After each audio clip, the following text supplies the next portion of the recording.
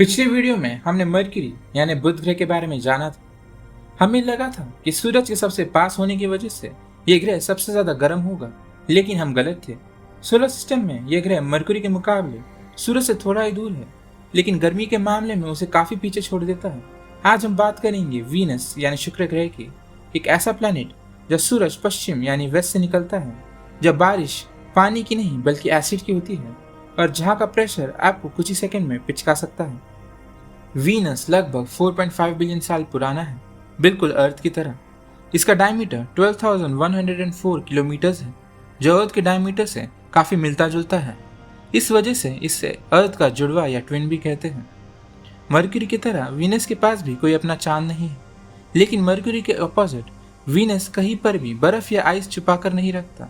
ये एक धधकती हुई भट्टी जैसा प्लैनेट है। सरफेस पर चलने से पहले चलिए इसका टाइम सिस्टम के बारे में जानते हैं।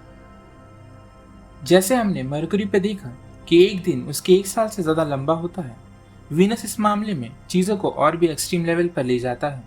अर्थ पर हम दिन और साल को आसानी से समझ पाते हैं। 365 दिन यानी 1 साल और 24 घंटे यानी 1 दिन, लेकिन वीनस पर यह सिंपल लॉजिक काम नहीं करता। वीनस को सूरज के चक्कर लगाने में लगभग 225 अर्थ डेज लग जाते हैं, यानी वीनस का 1 साल अर्थ के सिर्फ आधे साल के बराबर होता है।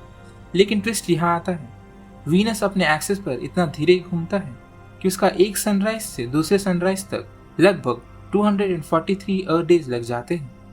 मतलब वीनस पर एक दिन उसके 1 साल से ज्यादा लंबा होता है। और अगर ये काफी नहीं था तो वीनस का रोटेशन और भी ज्यादा कंफ्यूजिंग है। वीनस अपने एक्सिस पर लगभग 177 डिग्रीज तक झुका हुआ है, जिस वजह से ये प्लैनेट उल्टा यानी रेट्रोग्रेड डायरेक्शन में घूमता है। इसका सीधा मतलब ये है कि जहाँ अर्थ पर सूरज हमेशा से ईस्ट से वेस्ट निकलता है, वीनस पर सूरज वेस्ट से निकलता है और ईस्ट में डूबता है। यानी वीनस पर ना सिर्फ दिन साल से लंबा होता है, बल्कि सूरज भी उल्टे रास्ते से सफर करता है। वीनस का सबसे बड़ा दुश्मन है उसका एटमॉस्फेयर। ये हवा नहीं बल्कि एक ऐसी मोटी और भारी चादर है जो पूरे प्लैनेट को लपेट कर रखती है, बिल्कुल एक प्रेशर कुकर की तरह। इसका एटमॉस्फेयर का प्रेशर अर्थ से लगभग 90 गुना ज्यादा है। इतना ज्यादा कि अगर आप वीनस के सरफेस पर खड़े हो जाओ तो आप पर वही प्रेशर पड़ेगा जो अर्थ के समुंदर में 1 किलोमीटर नीचे जाने पे महसूस होता है। लेकिन असली प्रॉब्लम सिर्फ प्रेशर नहीं है, बल्कि इसका हवा का कॉम्पोजिशन है। वीनस का एटमॉस्फेयर लगभग 96% कार्बन डाइऑक्साइड से बना है। ये कार्बन डाइऑक्साइड सूरज की गर्मी को अंदर आने देती है, लेकिन उसे बाहर नहीं जाने देती। इस प्रोसेस को कहते हैं run away green house effect, एक ऐसा इफेक्ट जो कभी रुकता नहीं है।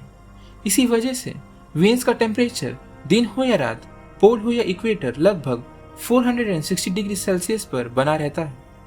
इतनी गर्मी कि लेड जैसा मेटल भी पिघल जाता है और कोई भी नॉन लाइफ फॉर्म यहाँ पे सरवाइव नहीं कर सकता। और अगर आप सोच रहे हैं कि शायद वीनस के बादल ठंडक लाते होंगे, तो यहाँ भी वीनस आपको धोखा देता है। उसके बादल पानी के नहीं होते बल्कि सल्फ्यूरिक एसिड के बने होते हैं, जो कभी कभी एसिड रेन के रूप में प्लैनेट के सरफेस पर गिरते हैं। इस एटमॉस्फेयर ने वीनस को एक जिंदा प्लैनेट से एक प्लैनेटरी हेल में बदल दिया है।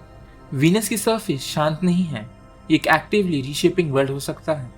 साइंटिस्ट का मानना है कि वीनस पर सोलर सिस्टम के सबसे ज्यादा वोल्केनोज मौजूद हैं, लगभग 1600 से ज्यादा बड़े वोल्केनोज और उनके साथ लाखों छोटे वोल्केनिक वेंट्स पूरे प्लैनेट पर फैले हुए हैं। रेडार मैपिंग से पता चलता है कि वीनस के सरफेस का बड़ा हिस्सा कभी न कभी लावा से पूरी तरह से ढक चुका था। स्मूथ वोल्केनिक प्लेन्स और फ्रेश लुकिंग लावा फ्लो ये हिंट देते हैं कि वीनस का इंटीरियर आज भी हीट रिलीज कर रहा है। कुछ रिसेंट ऑब्जर्वेशंस ने टेम्परेरी एटमॉस्फेरिक चेंजेस को भी रिकॉर्ड किया है, जो इस बात की तरफ इशारा करता है कि वीनस पर अभी भी वोल्केनिक इरप्शंस हो सकते हैं। हालांकि ये प्रोसेस अर्थ से काफी अलग होगा, लेकिन इतनी ज्यादा गर्मी, प्रेशर और जहरीली गैस के साथ एक सवाल नेचुरली उठता है कि इंसान कभी वीनस पर रह पाएंगे। सरफेस पर इसका जवाब ऑलमोस्ट क्लियर है। वीनस की जमीन पर कोई भी नॉन टेक्नोलॉजी ज्यादा देर टिक नहीं सकती, लेकिन वीनस के एटमॉस्फेयर में एक इंटरेस्टिंग ट्विस्ट छुपा है। लगभग 50 किलोमीटर ऊपर जहाँ वीनस के बादल शुरू होते हैं, प्रेशर और टेम्परेचर अर्थ के सरफेस से काफी करीब हो जाता है। ना ज्यादा गर्मी, ना क्रशिंग प्रेशर, कम से कम थ्योरी के हिसाब से। इसी वजह से साइंटिस्ट फ्यूचर के लिए फ्लोटिंग एटमॉस्फेरिक हैबिटेट्स का आइडिया एक्सप्लोर करते हैं, जहां इंसान वीनस के सरफेस पर नहीं बल्कि उसके बादलों के ऊपर तैरते हुए रह सकते हैं। वीनस हमारा सिस्टर प्लैनेट है, लेकिन ये एक सबक भी है। ये बताता है जब किसी प्लैनेट का एटमॉस्फेयर आउट ऑफ कंट्रोल हो जाता है तो वो प्लैनेट स्वर्ग से नर्क बन जाता है। आपको क्या लगता है, क्या इंसान कभी वीनस के बादलों में रह पाएंगे? कमेंट्स में बताइए। यूनिवर्स के और ऐसे राज जानने के लिए लाइक करें और सब्सक्राइब करें। मिलते हैं अगले प्लैनेट पर।